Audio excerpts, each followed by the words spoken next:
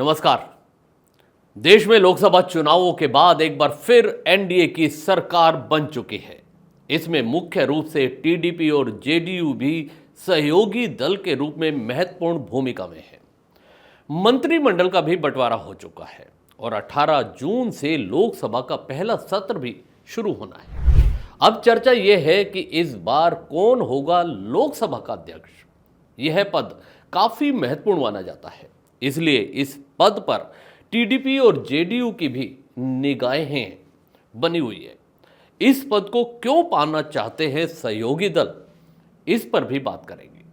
लेकिन अभी चर्चा यह भी है कि मोदी सरकार इस पद पर दग्गुबती पुरंदेश्वरी के नाम का ऐलान कर सकती है। पुरंदेश्वरी को दक्षिण की सुषमा स्वराज माना जाता है। यह मोदी का मास्टर स्ट्रोक है, जिसका विरोध शायद नायडू भी नहीं करेंगे।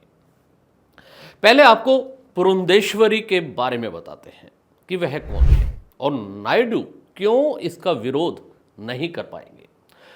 पुरंदेश्वरी का जन्म आंध्र प्रदेश में 22 जनवरी 1959 को हुआ था। दग्गुबती पुरंदेश्वरी राज्य के पूर्व मुख्यमंत्री और अभिनेता रहे एनटी रामाराव के दूसरे नंबर की बेटी है। राजनीति में डी पुरंदेश्वरी दक्षिण की सुषमा स्वराज के नाम से हमेशा चर्चित रही। पुरंदेश्वरी ने ग्रेजुएशन करने के बाद जेमोलॉजी में डिप्लोमा भी किया और इसके बाद साल 1997 में Hyderabad institute of James and jewellery की स्थापना की। अब आपको बताते हैं कि आखिर नायडू का इनसे क्या रिश्ता है।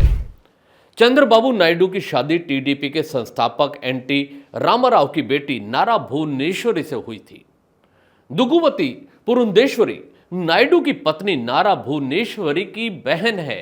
पुरंदेश्वरी ने नायडू का उस वक्त समर्थन किया था जब उनके अपने ससुर एनटीआर को सत्ता से हटाकर खुद सीएम बनने के चलते उनकी आलोचना हो रही थी। ऐसे में माना जा रहा है कि अगर भाजपा पुरंदेश्वरी को लोकसभा स्पीकर बनाती है तो नायडू इसका विरोध कैसे करें। अब आप बात करते हैं आखिर लोकसभा अध्यक्ष पद कितना महत्वपूर्ण है, क्या होती है इनके पास शक्तियां और कैसे चुने जाते हैं स्पीकर। इन सब बातों को जानेंगे अब विस्तार से। हम आपको बताते हैं कि लोकसभा अध्यक्ष का चुनाव लोकसभा शुरू होने के साथ ही अनुच्छेद 93 के तहत सदन में साधारण बहुमत के साथ होता है। सदन भंग होने के साथ ही इनका भी कार्यकाल खत्म हो जाता है। इस्तीफे या अविश्वास प्रस्ताव के जरिए यह पद छोड़ा जा सकता है। योग्यता की बात करें तो इसमें कोई भी सांसद बहुमत के आधार पर स्पीकर बनाया जा सकता है। स्पीकर की शक्तियों पर भी एक नजर डालते हैं। इनके द्वारा सदन का संचालन, नियमों की पालना और प्रक्रिया तय करना होता है।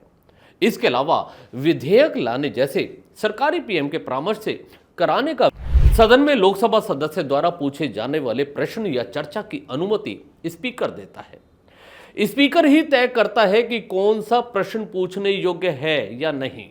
सदन रिकॉर्ड की गई टिप्पणियों को रखने और हटाने का निर्णय भी स्पीकर तय करता है। इसके अलावा लोकसभा में सरकार के खिलाफ अविश्वास प्रस्ताव को स्पीकर ही स्वीकार करता है। हालांकि स्वीकार करना जरूरी है, लेकिन इसे स्पीकर कुछ समय तक टाल भी सकता है। जब कभी किसी भी प्रस्ताव के पास करने में जब बराबर के मत पड़ते हैं तो स्पीकर को निर्णायक वोट यानी टेंडर वोट देने का अधिकार होता है। यह प्रक्रिया अनुच्छेद 100 के अंतर्गत आती है। इसके अलावा सबसे महत्वपूर्ण जो मुद्दा है जिसकी वजह से इस पद पर सहयोगी दलों की नजर है, आखिर क्यों चाहते हैं कि टीडीपी और जेडीयू लोकसभा का स्पीकर उनका होना चाहिए। दरअसल स्पीकर की दल बदल मामले में भी निर्णायक भूमिका होती है। दल बदल के मामलों में सदस्य को अयोग्य ठहरने की स्पीकर की शक्ति सबसे अहम मानी जाती है। इसी वजह से गठबंधन सरकारों के दौर में पार्टियों में तोड़फोड़ या दल बदल के समय स्पीकर की भूमिका को तवज्जो दी जाती है। सुप्रीम कोर्ट के 1992 के निर्णय के अनुसार दल बदल मामले में स्पीकर का अंतिम आदेश ही न्यायिक समीक्षा के अधीन होगा।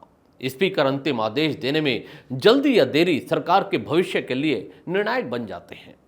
सत्तारूढ़ दल के सदस्य दल बदल करते हैं तो वह जल्दी योग्यता पर निर्णय कर सरकार का बहुमत सुरक्षित कर सकते हैं।